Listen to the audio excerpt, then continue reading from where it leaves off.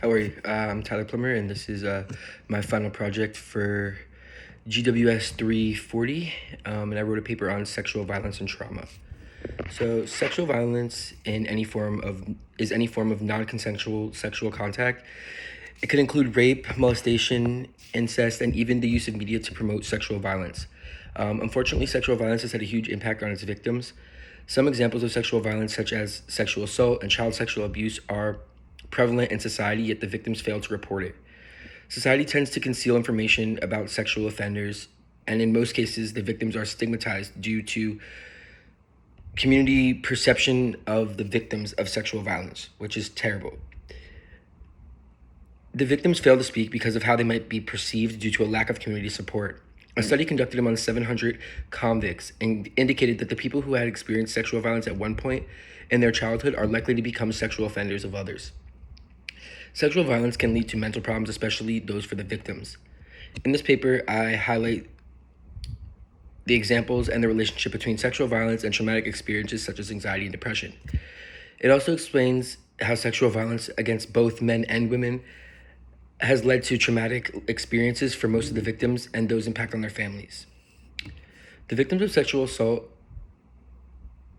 usually have a bad traumatic experience that may affect their normal lifestyle.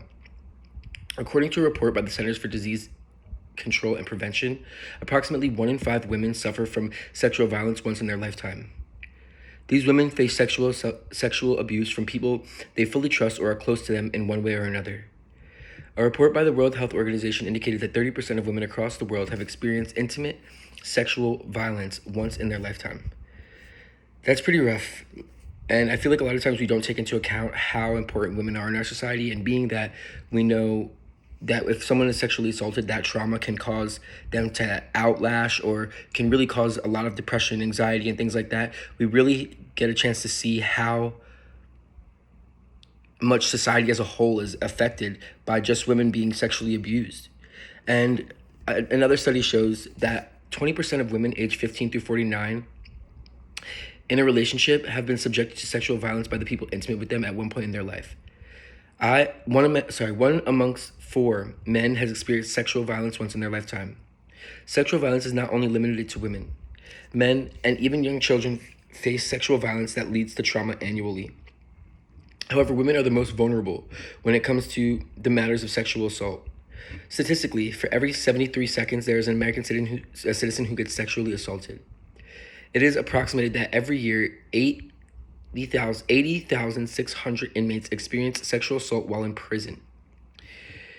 Also, the victims of sexual violence are likely to get sexual assault from prison staff or fellow inmates due to their crimes. Sexual violence affects the victims. They may get depressed and have an anxiety disorder, trauma, and many other mental disadvantages. This can lead to causing, obviously, a breakdown in family values, a breakdown in the way they raise their children, a breakdown within themselves. Research indicates that there is a relationship between sexual violence and mental health issues, which I'm sure most of us know, but we probably don't recognize the actual impact that it does have and how much of a strain that sexual assault puts on all of us as a whole, because even if it hasn't happened to you, it has most likely happened, statistically, it's most likely happened to someone that has had an effect on your life. So, or someone important to you or someone close to you. So there's many different types of sexual violence. Some examples are physical. Physical is the use of force sexually exploiting a victim. The use of force causes physical injury to the victim of the violence, and in some instances may lead to suicide or even death. The survivors of sexual violence may experience trauma that is affecting their mental health, as we talked about before, and can further break down their growth as an individual. And for children, it can really affect their growth into, adulthood. There's also rape. So rape is specifically defined as penetrating of a person orally, anally, or through the vagina against their will. Statistically, most American citizens have been sexually assaulted through rape. People between ages of 12 through 34 are major victims when it comes to rape cases.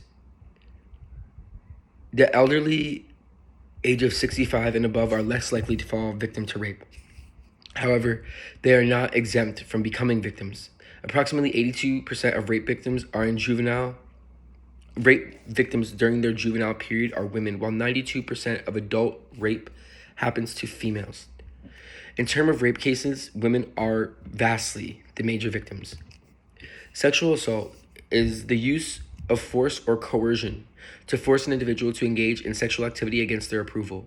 For instance, rape can be included as an example of sexual assault, but there are others linked to forcing. There's others that are linked to forced touching and kissing, and sexual happens to be various people, including sexual assault happens to various people, including men and women of different ages. Groping is touching a stranger inappropriately to assault them sexually. The individual who touches the victim is aware of the action and intentions are very clear. Verbal sexual violence can mean the use of written information or use of words to demean a person sexually. It can also mean catcalling, street harassment, sexually demeaning, and to use the names and use of names to demand or demean things from an individual. Visual is explicit posters that have one's nude image. The sex offenders usually use nude images to intimidate the victims by blackmail, by posting their private parts, and etc., which I feel like we kind of see, and we've seen a rise in since obviously social media and cell phones have become so predominant. Sexual violence can have major impacts on victims, including physical, emotional, and psychological. They include depression, post-traumatic disorder, and anxiety. The victims of sexual violence react to their trauma differently. However, the most common physical impacts could be physical injuries where a person is injured in the limbs or any part of their body has serious injuries. The victims may also start having eating disorders or different sleeping patterns. The emotional reactions include feeling guilty about their actions even if they are the victims, fear, embarrassment, and confusion. The psychological impacts can include post-traumatic stress disorders, depression, anxiety, eating disorders, and nightmares, to say a few. Sexual violence has an adverse impact on all the victims and may permanently interfere with their mental health. So some traumatic experiences and the examples of those, like avoidance behaviors is one of the things that kind of can come up from that, which is where the victims of sexual violence may be stigmatized and fail to share the information because of the fear of feeling ashamed. You have anxiety disorders, and anxiety is also a mental problem that is caused by the effects of sexual violence. It is a group of mental problems that causes constant fear, and research indicates that anxiety and fear are the immediate impacts of sexual violence.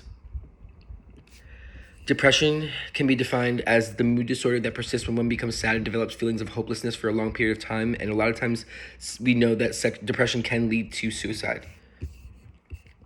The relationship between sexual violence and traumatic experience.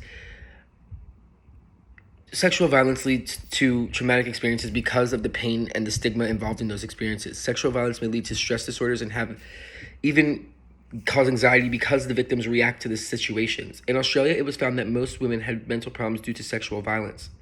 Most women that had mental problems. Research indicates that there is a significant relationship between sexual violence and the victim's mental health, and it shows that victims of sexual assault report having traumatic experiences such as anxiety, stress, depression, etc. The research also indicated that there's a significant relationship between the type of sexual violence and even the perpetrator, for instance, whether it's a stranger or a person close to them.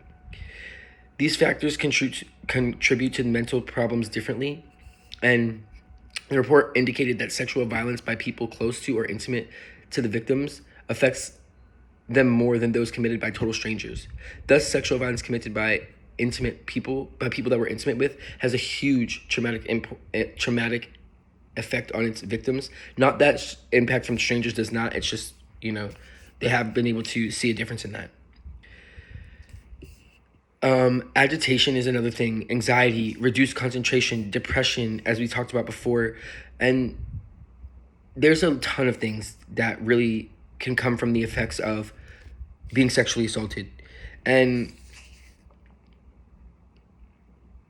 all in all, it's one of the most dark, demeaning, sad, and disgusting parts of our culture. Like, the fact that it's even a part of our culture is rough enough to say, but society and the way it treats its victims and the way it almost allows and kind of grooms men, and it's really, really, really something that needs to be worked on and stopped at a world level, not even just within American society. It's really an issue. It's really, really an issue. Sexual violence is harmful because it brings more harm to society as a whole. The victims of sexual violence need appropriate care because of what they experience. When they fail to get the assistance, that they risk being re-victimized because they are vulnerable in society. Sexual violence leads to traumatic experiences that harm the mental well-being of the victims. They normally experience, as we talked about before, anxiety, stress, depression, and other critical mental problems. Society can ensure that these acts do not happen again by taking action. The community can train people on how to handle sexual violence cases. They can develop a platform that is favorable for the victims and reporters of the cases. And also they can set policies that ensure people do not engage in such actions. And we really need to make the consequences of doing this huge. The consequences of doing this as big as the consequences that are happening when people are doing it and affecting all of society. Thank you very much. Tyler Plummer.